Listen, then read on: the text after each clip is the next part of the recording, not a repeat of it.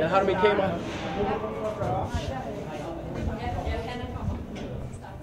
Og så vil vi altså... Jeff, det er lige inden showstart.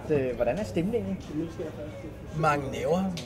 Men jeg kan mærke, at alle folk er lige så spændt op at køre, som jeg selv er. Og der er rigtig mange folk udenfor at se. Så jeg er rigtig nervøs. Men du har haft et par prøver. Hvordan er det gået? Jeg synes faktisk, at prøven er gået rigtig godt. Men jeg så selvfølgelig indspillinger bagefter, og jeg ved, at jeg skal arbejde på nu her på scenen nu.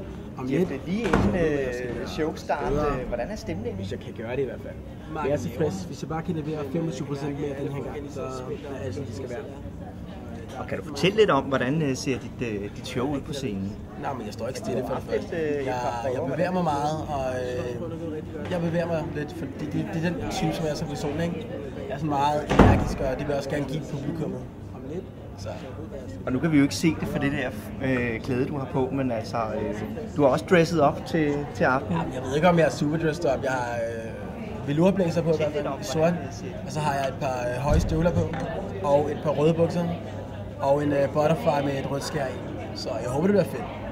Og så er du ved at få den store tur af Susan. Det er så dejligt. Susan er en sød kvinde, jo. Susan, hvad er du ved at gøre ved Jeffrey? Jeg er ved at gøre ham endnu smukkere, end han er. Er det muligt, Susan? Det er. Ja, lidt. Selvom skønhed kommer jo indenfra. Men vi prøver ligesom at få lidt mere udtryk i øjnene, så han får lige lidt ekstra puder i dag. Jeffrey, hvordan oplever du det sådan at være med i sådan en tv-show og skulle sidde i sminkestolen og igennem 1000 prøver og sådan noget? Jamen det er jo sjovt, jo. Det er jo alt det, jeg har set på tv, og alt det, jeg har gået og drømt om, så det er sjovt lige at kunne også være en del af det.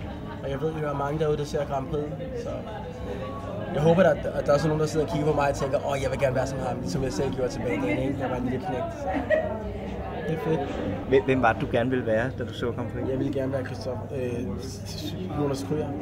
Hvad hedder han? Mathias Kryer. Han var så sej. Ja. Der var også andre, der sad og kiggede på Kirsten Siggaard og Birte Kjær og... det var et tidsspring. Men du står på scenen, og du er op imod 9 andre deltagere, og har du haft lejlighed til at lytte på de andre sange og se de andre Jeg har lyttet på alle de andre, ikke for ligesom at studere dem, om hvad jeg kan gøre bedre, men bare fordi jeg synes, at det er god stil at lytte til dem alle sammen, og de er alle sammen rigtig dygtige, og det er meget svært for mig at sige nu, hvem der vinder. Det er rigtig svært. Jeg har selvfølgelig nogen, som jeg har som en personlig favorit, men det er ikke nødvendigvis dem, der har det bedste sang. Men der er alle sammen er gode. Niveauet er rigtig højt i år, synes jeg. Så det ærger mig lidt, jeg er med i år og ikke sidste år, fordi så kan jeg ikke vinde jo.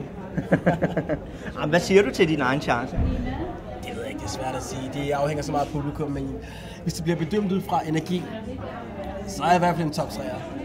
Men hvis det bliver bedømt ud fra en god sang, så det ved jeg ved ikke, hvad folk vil stemme på. Det afhænger helt klart af, hvem der stemmer, ikke?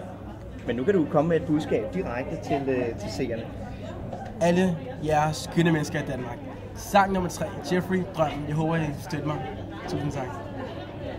Det skal vi nok gøre.